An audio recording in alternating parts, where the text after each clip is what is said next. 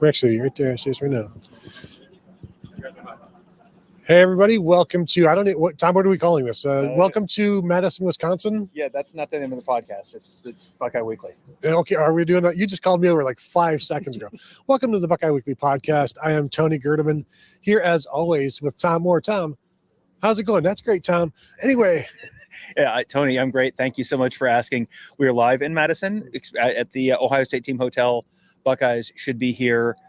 ETA about 15 minutes. ETA was supposed to be about 5 minutes, and then I think they hit the same traffic in Madison that we hit a little earlier on this afternoon. But they will be here sooner or later.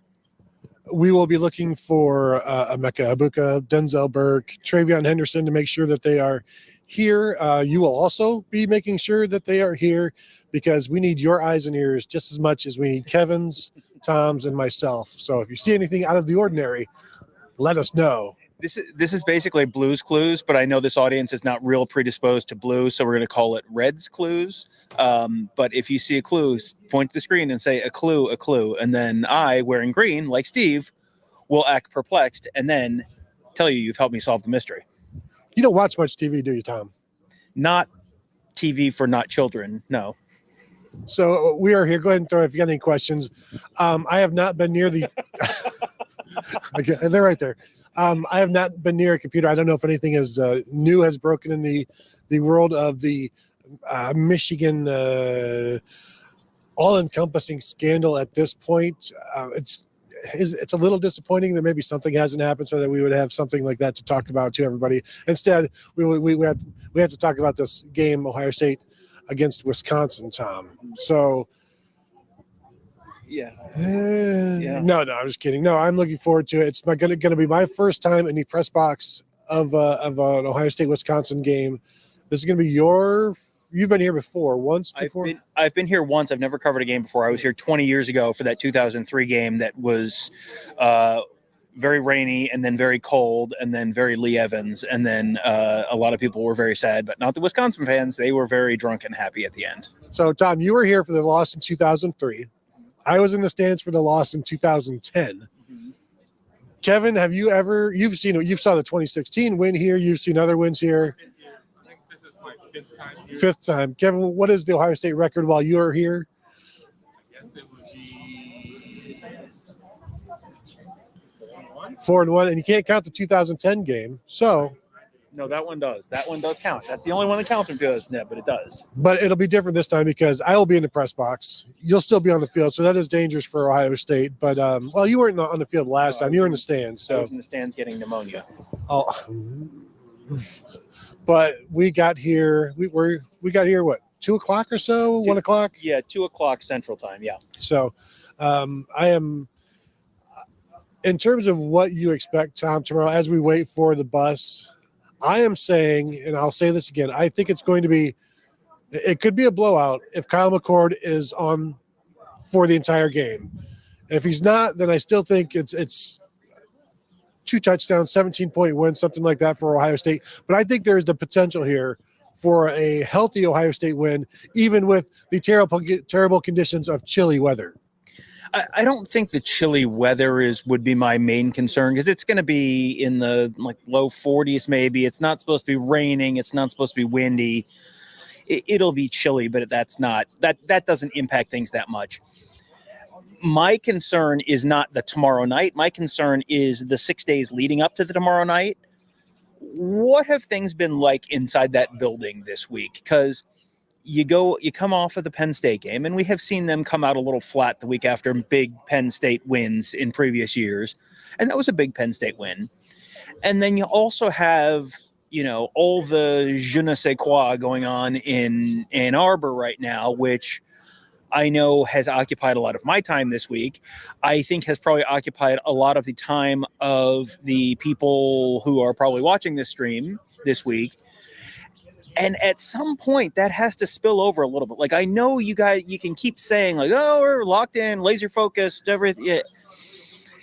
This feels like a game where they might come out a little flat, a little slow. It's 6-3 at halftime. I don't think this is a Wisconsin team that's going to put up 28 points on this defense. but it might be kind of uninspiring, low scoring, close at the half kind of game. I kind of just sort of have those vibes. I think if I'm Ohio State and I win the toss, I take the ball. That way you can get started early, get hot, and then by halftime, third quarter, you can get back to looking at Twitter to see what's going on with the Michigan thing. The Wisconsin offense, I am not expecting much from the passing game. I do think they're going to be able to spread the Ohio State defense out and run Braylon Allen successfully. But we saw Purdue, Devin Mockabee rush for 100 yards, the quietest 100 yards you've ever seen. I think we could see the same thing in this one where you'll have Braylon Allen getting some chunks, 12 yards here, 13 yards here, but it doesn't add up to touchdowns. It just adds up to time of possession. And if there is some early success like Nick Singleton had, they closed the door on that after 3 carries. First 3 carries, I think, went for 42 yards. His final 6 went for 6 total. I think he finished with 9 for 48. So they have shown the ability to shut things down. They'll allow something until they see they're being taken advantage of. And then Jim Knowles is like, no, we're going to stop it. And he has the experience of the guys being in the defense second year in a row where they can do those things quicker. Yeah, they can. And I don't think this is a Wisconsin team that's particularly well suited to take advantage of the Ohio State defense. This is a Wisconsin team that they have the running back, but the Wisconsin running game, even when Wisconsin was, Monty Ball and Melvin Gordon, they still never really ran the ball that well on Ohio State. And they've got Braden Locke as their quarterback now. They had Tanner Mordecai, the SMU transfer, then he got hurt, and he was okay, but he wasn't great. And now you got Braden Locke, who's a young guy. I think he just made his first start last week, and he was the Big Ten Freshman of the Week. And you look at the numbers, and he was 21 of 40 or something like that, and averaged like 6 yards an attempt, and 2 touchdowns, no interceptions, but most of that was right at the end of the game after Illinois had a player get booted for targeting. I mean, And this is, I think you're going to also see Wisconsin run into the same issues that Penn State ran into last week, which is offensive line is fine. Running backs are pretty good. Quarterback shaky. Wide receivers, not Marvin Harrison. I think you're going to see a lot of the same issues for Wisconsin that you saw for Penn State last week.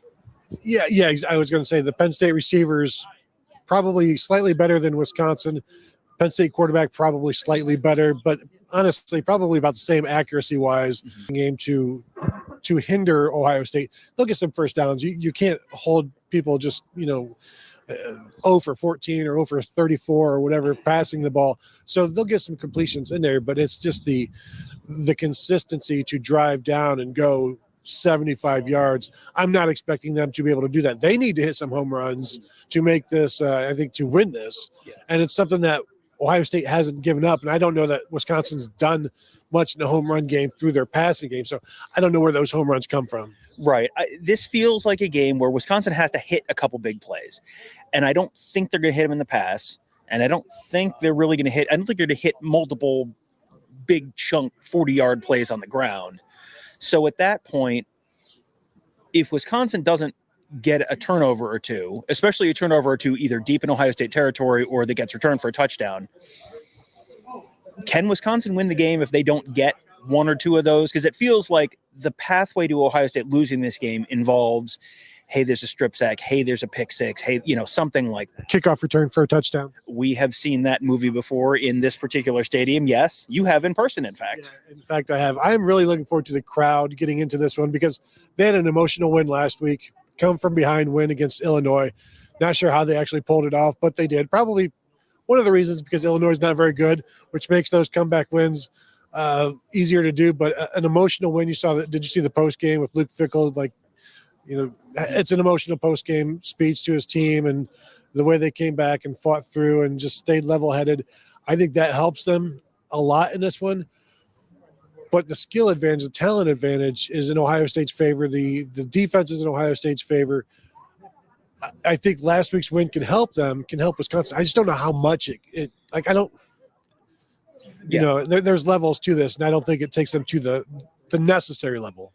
And I could see that bumping them up a step or 2 on the staircase, and I could see the hangover from last week bumping Ohio State a step or 2 down the staircase, which is where you get into a narrower game. where you get the smaller margin for error. And, you saw last week, Iowa's a team that does nothing but play small margin for error games. And you have one penalty that was like, maybe technically correct, but also maybe not spiritually correct.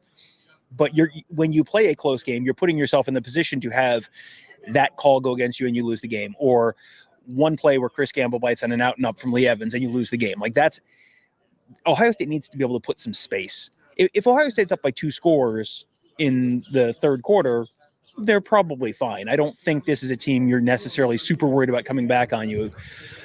But you got to convert in the red zone. Your defense has to do exactly what they did last week. Get off the field on third down. You get off the field on third down, that gives you better field position. I mean, it's all the basic stuff. It's all the stuff we talk about every week. We'll see. What does the running game look like to you tomorrow for the Ohio State offense? Assuming TreVeyon Henderson is ready, that's the expectation, is that TreVeyon Henderson is going to be back and able to play. Emeka Egbuka, yes. Denzel Burke, yes. That's the expectation. We'll see when they get here in a few minutes. But it feels like if TreVeyon Henderson can hit 1 or 2 big plays on the ground, that makes a huge difference in what the offense looks like tomorrow. Yeah, I think a home run from TreVeyon Henderson, we know he can do that. What would impress me more is consistency. Just a constant, not necessarily a Blake Corum 5-5-5-5, something like that, a fake television phone number, if you will. But the 8-yard, the 12-yard, the 6-yard, something like that, so that it's not just a 50-yarder and then 6 2-yarders, 0-yarders. I think the consistency will be the most important thing. If they can get that, we're waiting to see that from him. If they get that, then that gives me a decent sign that things are trending in the right direction for the running game, which I tend to think it is anyway, because the more these guys play together, it's not like the running backs are bad. Right. So we know they can do this. It's just a matter of it getting done. And as Ryan Day says, it's small things here and there, but the problem is there's always small things, and it's more than just one thing at a time. Right, and there has been tangible progress on the offensive line this year. I mean, you go back and watch that Indiana game now, and it's like, it's a real shame nobody told these guys about American football before Wednesday, but here we are, and there has been significant progress since that point, and it's not perfect. It's not where it needs to be to get to where this team ultimately wants to get, but it's been better. You've seen fewer penalties, it feels like. You've seen fewer, really obvious busts on the line. You still have issues. There was Ross Fulton and I did a breakdown on the offense this week, and he pointed to one play at the goal line where Cade Stover just didn't get out of his stance, and it was like everyone else is, and he's just like stuck for a second, like he's got lag or something. Yeah. And you've got little stuff like that has to get cleaned up. And if he gets out of his stance faster and he picks up that block and Mayan Williams scores there, then that game is 27-6 with 3 minutes left, and everyone goes, wow, this was a blowout. And it's just, that's the difference, that one little thing. And then Cade Stover had such a great game in a bunch of other areas, but you gotta finish the drill. You gotta be consistent. You can't, that's what Ryan Day talks about that every time he talks about Josh Simmons or guys like that, where you're seeing the good plays starting to happen more and more and more, but you got to do it all the time. You can't do it most of the time. I saw Cade Stover got an NIL deal with Snickers, and I read the article about it, and the article talks about how Cade Stover is an Ohio State fan favorite. And I'm thinking, I don't know if he reads message boards because we hear an awful lot from people about Cade Stover's lack of blocking. And that was one instance where he did not get the message, or he forgot the message, and he's a half second late on that, and that dooms you. Josh Simmons, Ryan Day is convinced, is going to be really, really good, and he continues to play his best ball. And I still think the hold he got called for last week was bunk. It was pass blocking, but I when I watch him, I see a guy that is a player, can play at Ohio State, and is doing well. Josh Fryer continues to do well. It's just, like I said, it's just one thing here, one thing there. But I don't have confidence that they're going to run for 200 yards. Like I would need to see that happen and then think, was that just a fluke, or like they run for 200, but how much of that is on three of the runs accounted for 140 of the yards, and then there's still 30 for 60 on the other. So I'm interested to see what happens, but what would it take for you to be convinced that the running game is set? Can it happen in one game? Or would it be like, well, this is Wisconsin's fault? Yeah, I think if they're median carry for the game, not the mean, not the mean where it's like what Tony said, you get 200 yards on 40 carries and your average is 5, except 140 of it came on 3 carries. That's the mean. If you're median carry, you've got 20 carries and the 10th best carry is for like 5 yards or thereabouts. Okay, I'm going to pay you have my attention, at least at that point. I don't know that I'm going to, if they do this every week until Michigan, okay, maybe. But I kind of have to see it against a really good run defense. I don't think this Wisconsin defense is okay, but it's not incredible by any means. No, and when you play the schedule that Wisconsin has played, and when you play in the Big Ten West, you don't play a great schedule. So that's why you see a lot of these Big Ten West teams are in the top of whatever of defenses and total yardage and things like that. So this will be the best offense they have played. Washington State, they did okay against them, but Cam Ward, I think, still kind of went off on them a little bit.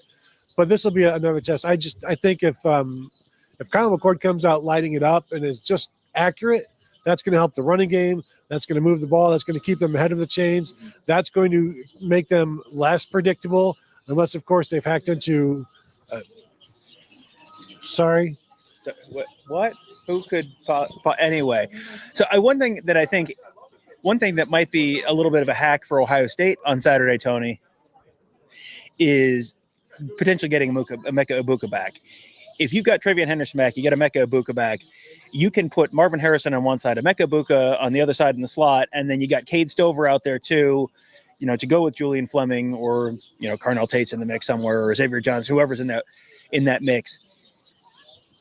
That potentially, if Kyle McCord is on, as you said, and he has Harrison, he has Egbuka, and he has Stover, that opens up a lot, because at that point, if I'm Wisconsin, my plan is, well, don't look like an idiot. Like Penn State looked like idiots last week, because who's the one guy on Ohio State's team that, the random old lady next door who knows that she knows Marvin Harrison Jr. So you don't let the guy who the random old lady next door knows beat you.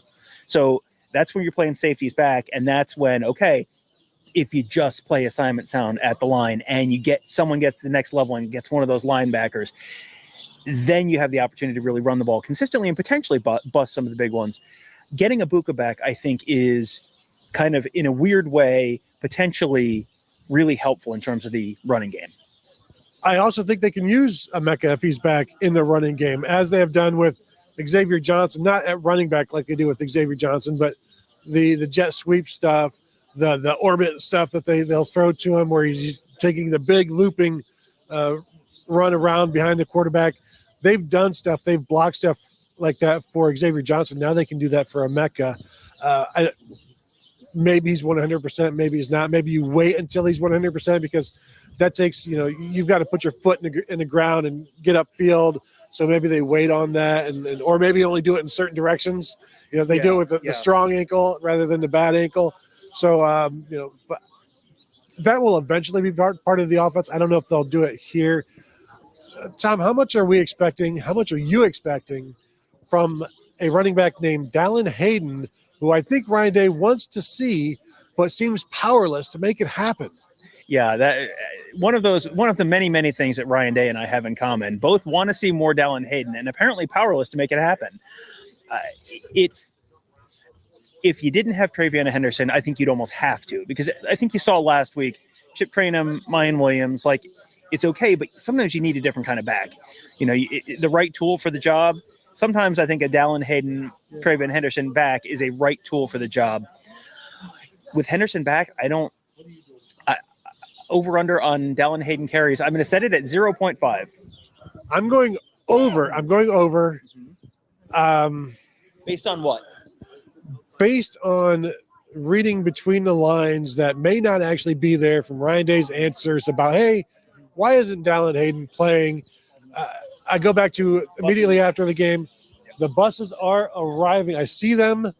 Kevin, we'll go live to Kevin moving the camera right now so that he can get the buses in the shot. And I think I'll go ahead and put the microphone down so that I can shoot. You can get. I'll shoot. Somebody can hold the mic when Ryan is talking to us. All right. You can shoot video.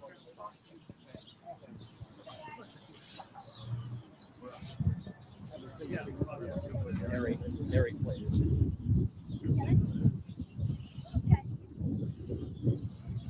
All right.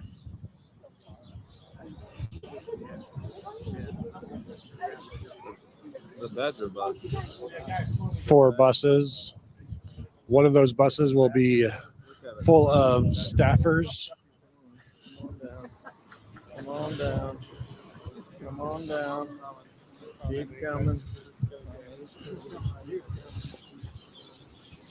Well, here we go.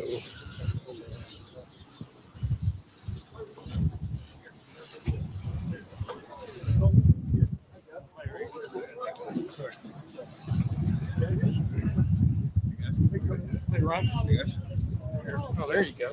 With all that's swirling around in college football, what did you think of the focus of your team this week? Yeah, it's been a good week of practice. I think our guys know the challenge. When we looked at the calendar and looked at the schedule, we knew that we had to go on the road to win some difficult games, and we know that this is going to be a great atmosphere. Team was playing good football, certainly well coached. So we've had a good week of practice, and these guys are locked in. Can you say how much skill you get back tomorrow? Yeah, feel good. Yeah, feel good about the guys that are on the trip and who's going to play on Saturday. So feel like we're getting a bunch of guys back. Ryan Day replace Mr. McCord if he went out. Who might be that guy to step up? Yeah, probably Tristan right out of the gate, and then Lincoln will be ready too. Both of those guys work in a backup role. Ryan, there's a report in the Washington Post. I know you're not aware of it that you guys tipped off TCU to be looking for the sign situation with Michigan last year. Is that accurate, or you still want to get into it yet? Yeah. I'm just going to focus on this game. There's so much riding on this one here. We're just going to focus on Wisconsin. And you pushed all along for a fast start by this offense and stuff. Yeah. What's your sense of that coming out of this practice this week? Yeah, well, put it all together. We'll see. Yeah, we're looking for consistency, and we want to play our best football at the end of the season. We've been talking about that, and so that's what consistency is all about, is building momentum over time with just weekly decisions, daily decisions. And now that we're getting to the end of October into November, it's time for now for all that stuff to start paying off. And so we want to play our best football here tomorrow night, and that's the goal, is to play great football here. And I don't think we played our best football yet this season. How different is a Luke Fickell Wisconsin team to the ones that you've seen in the past? Do you notice differences this year? Schematically, for sure. They're still big and strong and powerful. They have good players, and Luke does a great job. So Mecca and Denzel will make the trip. Oh yeah, they're here. Yeah, they'll be ready to go. Yep. All right, guys. Thanks. Thank you, sir. Yep.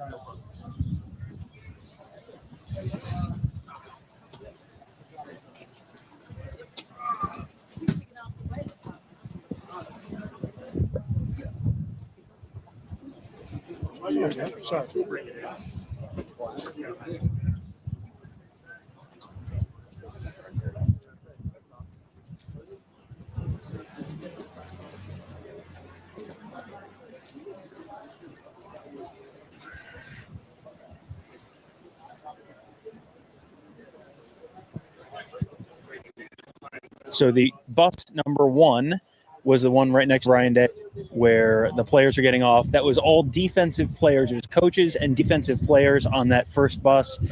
Denzel Burke did get off that bus. So the offensive players were on one of the buses further back, but Denzel Burke was on the first bus. So he is officially here. I could not hear. Did Ryan Day actually say that everyone is here? That Trey and Emeka? Yeah.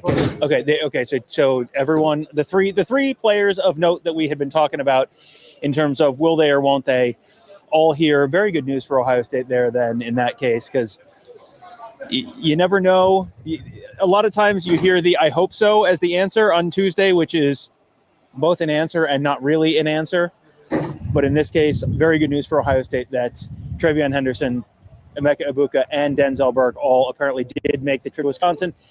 If those guys make the trip, you're not doing that just for fun. Those guys make the trip. Those guys, barring something unexpected on Saturday before the game, that to me says those are 3 guys who are playing. Yeah, you can only bring so many guys, and so if you're bringing them, you're not wasting that roster spot, that travel roster spot. So they brought them here with the intention to play. Now it may be a situation of you see how they are Saturday morning, but the intention right now is if they're here, they're going to play. Yeah, and that's yeah, I think that's a good way to situationally they're going to play. Maybe they wake up and something is sore that wasn't sore before.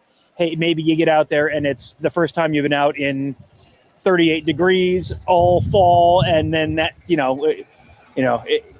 when you are young and hurt, that's almost the same as being in your 40s. So sometimes when you go outside for the first time and it's cold, it's like, oh boy, my joints are a little stiff.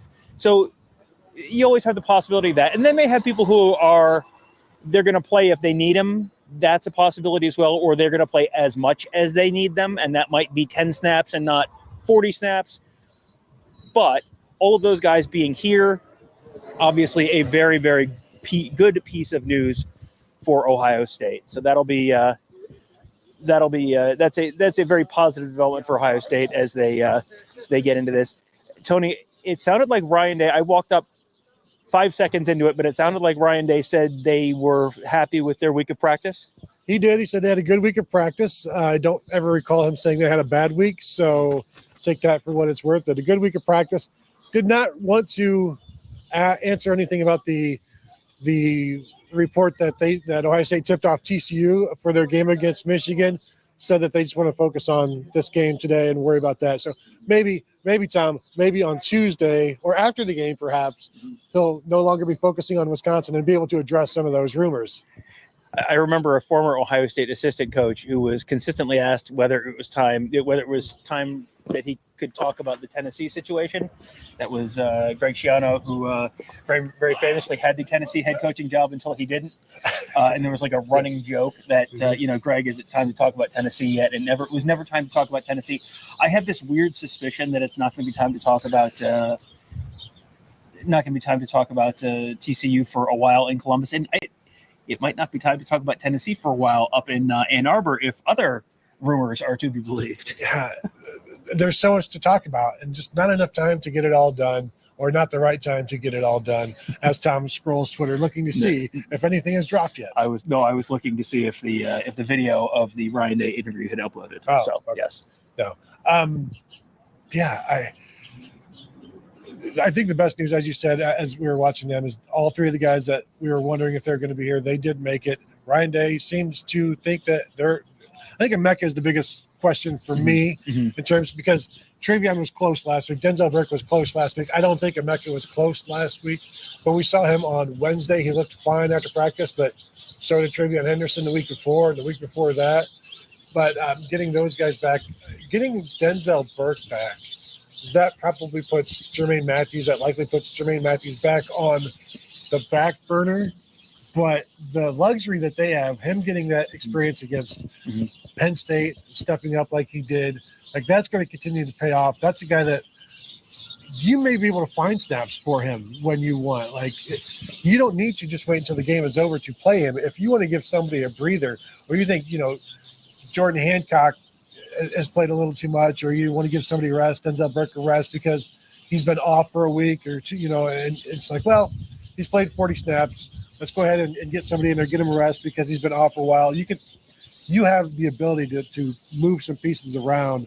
And I think the experience that Jermaine Matthews has gained the last couple of weeks is good for now, and it's good for November. It's good for December, January. It's good for 2024 too. I mean, that's one of the things that we kind of, I think, sort of almost got to, and then the buses got here in terms of Josh Simmons, where Josh Simmons is so much better now that he was in week 1, that if that continues progressing, he has potentially 2 more years of eligibility after this one. You could have a monster tackle in 2025 if Josh Simmons sticks around and continues developing the way he has. And that's very much true of Jermaine Matthews as well, because it's rare for you to have a true freshman who's capable of playing corner at a level that you're comfortable starting him, and not just when you're playing New Mexico State or Bowling Green or whoever. You throw Jermaine Matthews out there for, I think, the majority of the snaps last week against Penn State. Like, that tells me, okay, we're having a little bit of a Denzel Burke conversation potentially. in some ways, I think the difference between Denzel Burke in October of 2021 and Jermaine Matthews in October of 2023 is the rest of the corners are much better and much healthier this year, and he hasn't been forced to be in that role. But if you're out there and you show that you can do it against Penn State, and Penn State is not the Washington Huskies in terms of wide receivers, but it's, I mean, they have, as Kevin says, they have scholarships and helmets and everything. So it's still a big moment. It is it's a big moment, and the moment was not too big, and he looked against okay but not great wide receivers like a true freshman to look against. Okay, I mean, like I go back to Jeff Okudah against USC in the Cotton Bowl. That was the end of the year, but USC didn't have great skill talent. But I remember talking to you after that game and saying, boy, you didn't really notice Jeff Okudah that much, and especially not in bad spots. It was kind of the same with Jermaine Matthews last week. Yeah, and we didn't get to talk about it on Wednesday, but I don't remember the exact Why? quote. What were we talking about? We were talking about some shenanigate. There, we've been batting this around. Had 8 hours in the car, didn't come up with it, and then bam, there it is, shenanigate. Shenanigate. Hey Tony, what's that crazy place up in Ann Arbor with all the crazy stuff on the walls? Talking so help to me, I will pistol whip the next person that says shenanigans. Marvin Harrison, I don't remember the exact quote, but talking about Jermaine Matthews, said, I wish I came in with as much natural ability as Jermaine Matthews did as a true freshman. And we've got Marvin Harrison Jr., who Brian Hartline has said is the best wide receiver he's ever coached, saying something like that about you. Like, okay, I'm in, not that I needed Marvin Harrison to convince me. My eyes have convinced me. I don't need some college kid, some punk college kid telling me who's good or who isn't. Danny Gerdeman calling Marvin Harrison punk does not reflect the views of the Buckeye Weekly podcast. It is a Buckeye tomorrow morning, BuckeyeHuddle.com, BigMeKickoff.com. I got it from watching Kevin's podcast. That's where I learned it. Yeah, Jermaine Matthews is one of those guys who you go back to the spring, and there were two true freshmen that we were really hearing like, hey, might be something here, and that was Carnell Tate and Jermaine Matthews. And Tate, you've started to see it a little bit with, he's had a couple. He had the big play against Purdue. He played enough against Penn State that he didn't have an enormous day, but he played enough that he had three catches and 34 yards, whatever it was. Just the fact that you're on the field as a true freshman in that moment, ahead of a bunch of guys who've been on campus longer than you, that tells me something. And Jermaine Matthews is kind of in that same boat where there are guys who are a class ahead of Jermaine Matthews, who Jermaine Matthews is now playing ahead of. And that tells me something. And the coach is trusting him to be out there in that moment tells me something. And there is generally, it's not a completely linear progression, but there is generally, we have seen over the years with future Ohio State first-round corners, there is sort of a trajectory you see where the first year it's kind of like, all right, he's on the field a little more than I expected. He's not an All-American, but he's on the field more than I expected. And the second year, it's like, hey, this guy's not bad. And the third year is like, hey, when the Thorpe Award people are sitting in the press box, it's because they're there to see that guy. And Denzel Burke kind of had that trajectory. This is what the first year of that potentially looks like. Yeah, I remember talking to Bradley Roby about this in terms of the plan that he envisioned for himself. And I thank you, Kevin, for turning the birds off. Fantastic job. I don't know why we had that sound on the computer to begin with. Super annoying. We need production value. But Bradley Roby talking about how his plan, he was committed to Vanderbilt to be like he could have played wide receiver, but commits to Ohio State, plans to redshirt his first year, start as a redshirt freshman, become like an All-American as a redshirt sophomore, then leave after your fourth year as a redshirt junior, as a first rounder. Like, that's like the Sean Springs plan. Everyone should make that plan, but it's so easy. Why doesn't everyone not? And instead, Jermaine Matthews doing the Jeff Okudah thing. You play a little bit as a freshman, and then you progress, become a starter next year, which I fully expect that to happen, and then go from there. Another future first-round pick. That's not me saying that. This is a teammate of Kenyatta Jackson, saying that I think I wish I could remember who. There's somebody we talked to on Wednesday, but Sources close to the Ohio State football program. from inside the program, inside the walls of the program, talking about how his growth. And I asked Josh Fryer about him. Like we knew we had heard about his pass rushing, but he's a more complete player than that now. And I asked Josh Fryer about what have you seen from him over the course of, say, like January to now, and he said that the biggest thing with him is that he will see an offense and understand the scheme and the expectations, and just it's no longer go get the quarterback. Like he's understanding things now, and he's using the second year in the system to understand the defense, understand the offense, his role in it, where he needs to be, where he needs to get, who he has to go through, and it's a much more nuanced Kenyatta Jackson. He's not alone in that. And you'll see him play more and more. Him and Caden Curry at this point. I wrote this yesterday, but like those two guys will be considered co-starters by the end of the season, in my mind. Yeah, I think you go back to the Notre Dame game, and it was JT Tuimoloau and Jack Sawyer for literally every snap of the game. It was very much not that last week against Penn State, which was kind of the next big matchup game. It's not going to be that against Michigan in a few, a month. Perhaps. I mean, that is a guy who, to your point, at the beginning of the year, it was, okay, it's third and super obvious passing situation. It's 3rd and 12.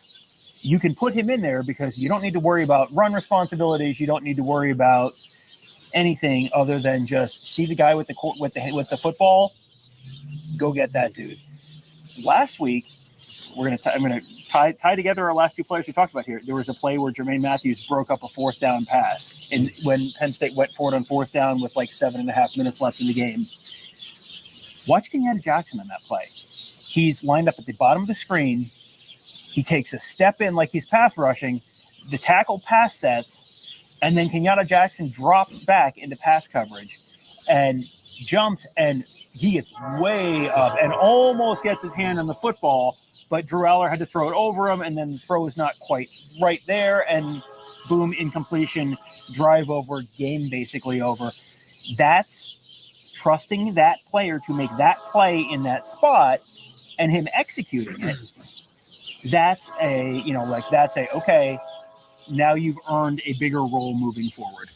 Yeah, another guy I'm interested to watch in the Ohio State secondary is Sonny Styles in this one, because this is a Wisconsin offense that will spread the defense out, but has a physical running back. So normally you would play your nickel, your third corner against this offense, but the size of Sonny would help the running game. I also think he can handle the Wisconsin slot receiver. Like he's more equipped to do that against Wisconsin than maybe other, like Alabama or something like that. Yeah. And I've been impressed with his coverage this year, and I don't think the Wisconsin receivers would be too much for him.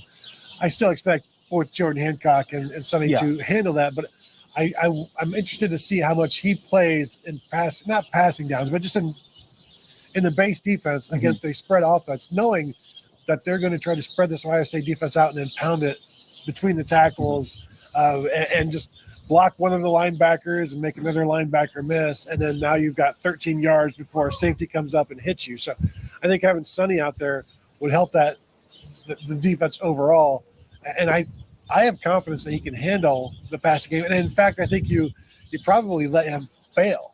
You until he fails, like you just let him go and let him be out there, because he is such a dynamic person, and also a guy that can then be used on the blitz against a very relatively inexperienced quarterback. One start, played a bunch in a game 2 games ago. So he's got 2 games under his belt, but he hasn't seen anything like Sonny Styles. No, definitely not. And, the Big Ten West feels like it's kind of the Big Ten Sonny Styles division, where a lot of the offenses you see in the West, where you're not going to be, spread them out, elite wide receiver, 3 wide. You're going to see a lot of offenses that are more this is a Sonny Styles game kind of offenses. And I'm fully expecting to see Sonny Styles on 1st down and 2nd and 4 kind of plays. If it's 3rd and 9, I think you're seeing Jordan Hancock come in there in kind of passing situations. If you've got the Rushman package in, you probably are putting Jordan Hancock in there.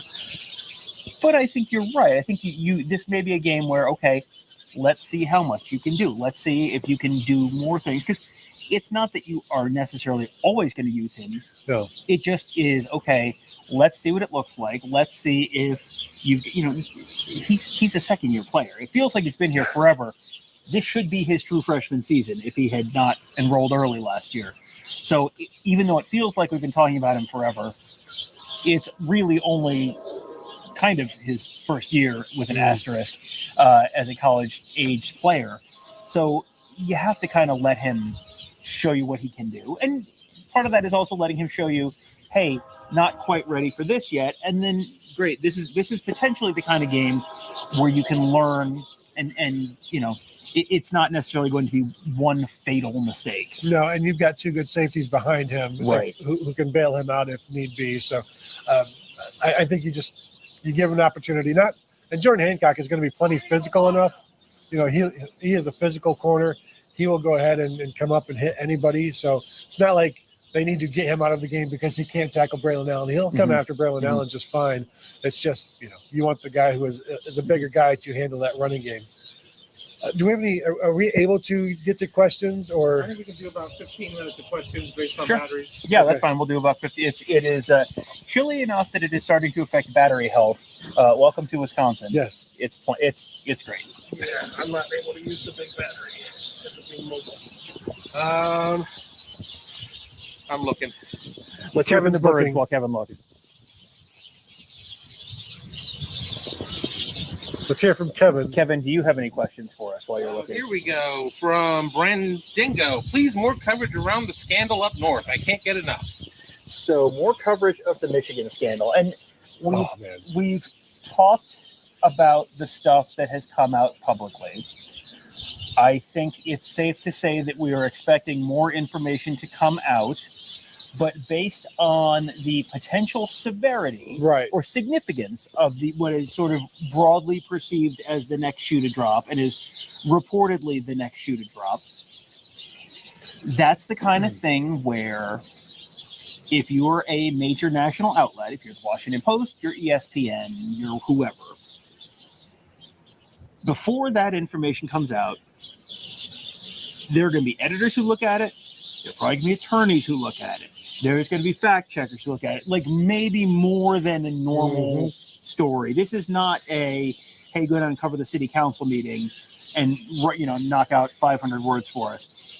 This is something that's there are going to be a bunch of people with billable hours looking at this kind of stuff.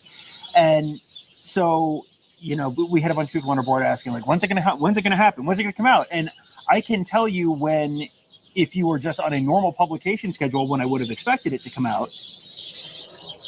My sense is that your I's are getting dotted, T's are getting crossed, and my prediction for when it's going to come out is when it's ready, when the appropriate parties have signed off on whatever that reporting is. The Sunday newspaper, is that still a thing? I don't know. Kevin, you're old. Do you get a Sunday newspaper? I do not. Did you get the coupons? Do you take the paper? Do you get the funnies? No, I like the coupons, though. Life's expensive. Mike Smith with the Super Chat. The people demand to know where the bold prediction video is. LOL. Keep up the great work. Subscribe to Buckeye Huddle for more content. All right. So here's the funny thing on the bold prediction video. So it's been a week, and we keep doing shows that are like, well, okay, we'll get to that, and then some other bombshell drops, and then we drop everything we're doing and we go cover the latest bombshell. We're going to go back to our hotel, and I know I need to do a morning show when we get back there. Maybe we can knock out a bold prediction show either this evening or tomorrow morning before we go to the stadium. How about this, Tom? Right now, 3 rapid fire bold prediction. We go back and forth. You know what? That's fine. Let's do this right now. Okay, Tony. I looked this up earlier. No. The extent of my research. The extent of my right into his trap. The extent of my research. Did you hack my bold predictions, Tom? No. Can you prove that I did? The extent of my research is reading something that Kevin wrote. So obviously it's not very substantive, but a lot of misspellings. Tons. I'm trying to decipher this sentence. No, I'm kidding. This is one of the best things Kevin does. This is his Tale of the Tape series. I will raise my hand and say I have spent less time preparing for this game in terms of opposition research, watching game footage and stuff due to gestures vaguely at everything else this week than I typically do. So Kevin's tail of the tape piece was invaluable in terms of being sort of a little bit of a cliff notes on this thing. Really interesting note in here.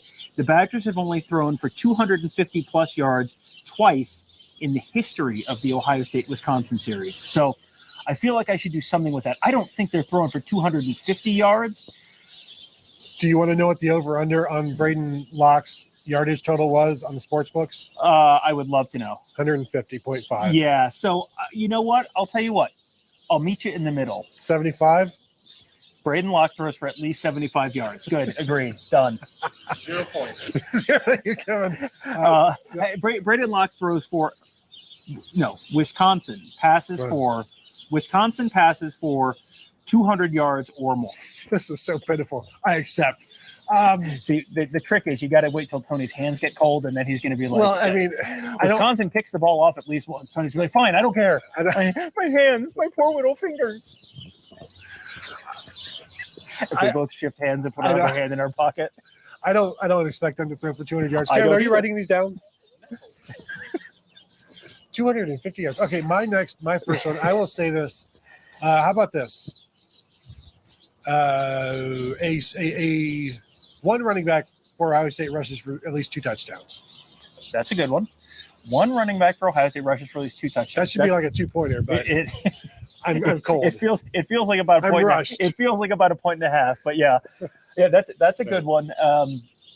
Or scores I guess 2 touchdowns, because I don't want him catching 2 touchdowns and it not counting. That's fine. You know what? Scores 2 touchdowns is a good way to hedge it to get it down to 1. Yeah, I it's like. still very likely. I like that one. Let's see. For Ohio State, And feel free to throw in your reactions to the boldness factors, and also if you want to throw your own in, I may steal one. yeah, throw in a good suggestion in there for a bold prediction, and Tony and I can argue about who gets it. How about this one, Tony? Mhm. The Ohio State secondary forces at least 3 turnovers from Braden Locke. Yeah, I like that one. I'm not. That's bold. I'll go. I'll say 3.5, Tom. No, If you'd like to take 3.5, go with God. That's a good one. That's a good one. I think that is bold. It's not likely to happen, but I think it definitely can. Yes. With this secondary, Tom, I don't know if I've had any bold predictions on sacks this year. It's not. That if you have, they haven't come true. So that is the maybe the other than me not getting 220, no one ever hits a sacks prediction. Is the only sure thing in this whole thing. I need 2 points for this one. Well, I'm going to have to hear a little bit more than it involves sacks. A sack from each level of the defense: defensive line, linebacker, secondary. That's a 2-pointer. I only got 1 pointer. That's a good one. I feel like we need to define our terms. So, Sonny Styles, are we counting him as a secondary player? Okay. Yes. Okay. And our linebackers, Mitchell Melton, are we counting him as a defensive end? Defensive end. Okay, so Mitchell Melton is defensive lineman. So the linebackers we're talking about are Tommy Eichenberg, Steel Chambers, Cody Simon, CJ Hicks, and that's really functionally it. Yeah. Okay. Yeah, I think that's a good one for 2 points. All right. Tom, go ahead. If you want to throw a 2-pointer in there. Okay, so Are you down to your last one? Well, I've done 2, and you've done 2. So Okay. I need to. I guess I'll throw out a 2-pointer, and you can throw out a 1-pointer. All right. All right, a 2-pointer for me. We have both predicted Ohio State to have 31 points, right? Right. So 4 touchdowns.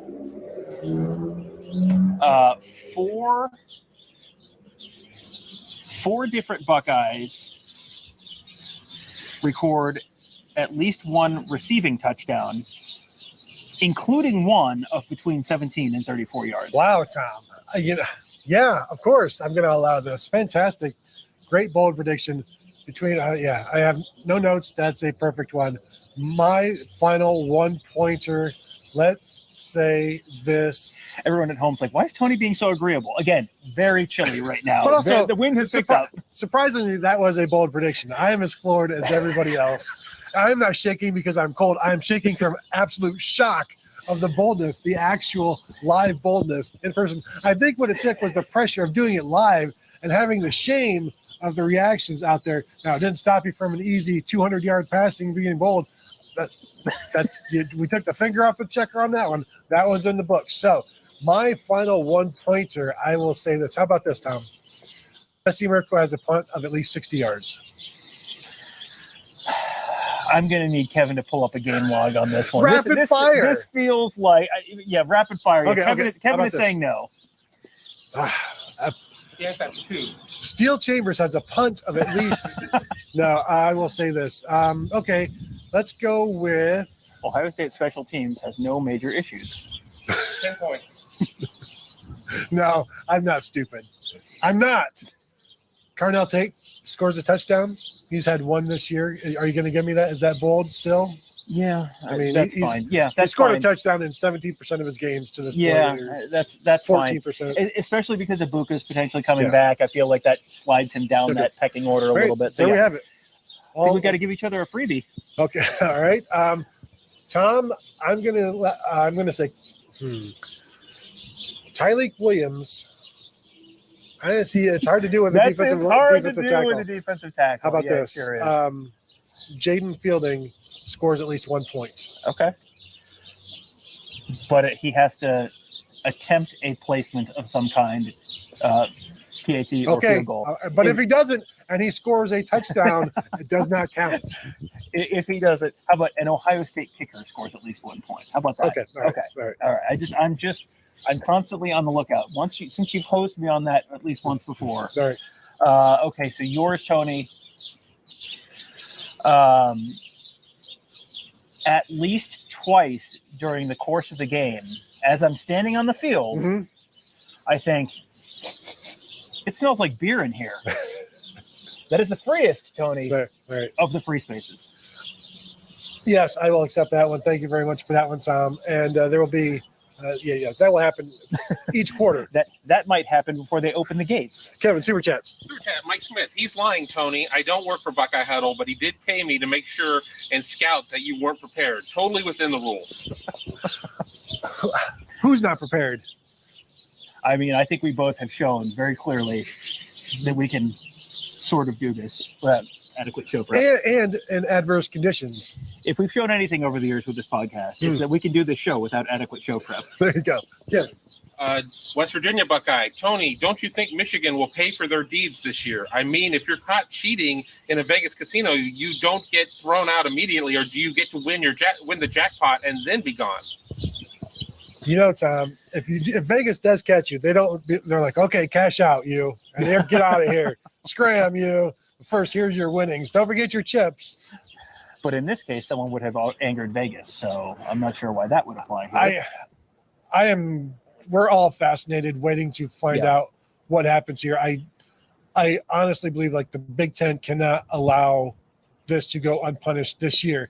But is the punishment something commensurate with what happened 2 years ago rather than what has happened this year? So it doesn't impact this year. They're like, we're going to, I don't know what that punishment would be to be like, is it just vacating wins? That's not really this. Right. What they've done here, what is alleged, and what has looked like has happened goes well beyond, well, we're going to take those wins away from you. Well, and you've got, if the season goes on and they win the Big Ten and the national championship, which is entirely possible. They are the betting favorite as of Even without Stallions? I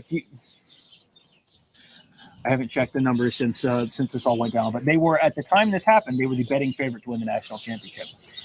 If you go through, you're on TV winning all this stuff, and you have the pictures of you holding the trophy up, and you get to sell all the T-shirts and all that kind of stuff for the month after it happens, taking it away retroactively. I mean, guess what? We still refer to Jordan Hall as the last guy to return a kickoff for a touchdown at Ohio State. Right. Guess when that happened? A game that didn't happen. So the tricky thing is, you're number one. All of the information has not come out. We are fully expecting more information to come out. We're still waiting, though. Yeah. That's issue number one. Issue number two, some of the stuff that, the stuff that's out right now with scouting in person, video scouting, some of the stuff that is sort of and this is, again, this is when what's reported. We haven't seen the stuff. Right. This has just been the reporting. This is all the same caveat of assuming everything that's been reported is true. What you have so far is in-person scouting and video scouting. And while there are a lot of people who are going to tell you that's a very big deal, there is not a prescribed punishment, and there is not a lot of precedent for what that punishment looks like. So all of those things, and then, the other issue is like mystery box. What else? What else is coming out? I don't know, Monty Hall. You tell me. You've kind of heard, sort of, but you hear, and then it's like, well, that was 72% accurate. The ones that are really dead on are 72% accurate. So which 72% of it is going to be, and how provable is it going to be, and what is that proof? Is that proof going to show person A and person B and person C did this, or is this going to be like, yeah, person J and L and W did this? And we don't have all of those facts right now, even if the rumored stuff is all going to come out eventually. And there are so many variables there that I don't feel comfortable saying I'm expecting something this year. I think it's entirely possible the Big Ten does something. There's just so many moving parts right now, and so many things that we don't, we think we know some of the stuff, but we don't know the stuff. And until you do, I'm real hesitant to say I expect this to happen. And the scope is so large that there's so much to sift through. But I think we're good. We have one more super chat. Okay. 20% left on the battery. All right. Okay, yeah, the battery is about to die. So Clawhammer. Who loves Doug Archie now? So that's a tremendous super chat. Doug Archie is in the Ohio State Department of Compliance, and there were people who decided he was the big issue behind everything because couldn't let Ohio State cheat. People online have opinions on things sometimes, Tony, and I mean, for all the schools that probably do stuff very slickly and don't always get caught, if you're the guy, everyone's speeding, but if you're the moron who gets pulled over, guess what? You feel like a moron, and you have to pay the fine, and your insurance rates might go up. And so sometimes, having the voice of your spouse in the passenger seat saying, "Hey, are you going a little too fast?" That's not always a bad thing. I completely agree. And if my wife was watching, I completely agree. So I think that Kevin was sitting next to you. So in this scenario, okay, so Kevin's giving us the wrap it up. Apparently the battery's also speeding. Before the battery goes, I want to thank you all for tuning in on a Friday here to check out the arrival for the Ohio State game. Thank you for checking us out here. As always, find us at BuckeyeHuddle.com. Now is a tremendous time to join if you haven't yet. Like the message board. The right message now, board has been a little active this week. Yeah, and there's been some good information on there, right, too. and stuff that we can't really get into on this show on the public airwaves. So there's a ton of that stuff there. So check that out. And of course, if you're watching on YouTube, go ahead and like this and hit the thumbs up. And I saw my battery time quickly draining, and just go ahead and hit the bell to be notified when we go live or drop another video from somewhere a little warmer. Tom, just think in like 24 hours from now, you're just going to be getting set to go outside, and then it's going to be like 3-4 hours colder than this. Yeah, well, right now it's 46 degrees, and the high tomorrow is going to be 43, and that's going to be 4 p.m. or so, and not at 9 at night. That sounds like your problem, not our problem, right, Kevin? High five. All right. High five. Shower curtains for all. That will do it. On that note, shower curtains for all. Thank you all for tuning in, and we'll talk to you guys later.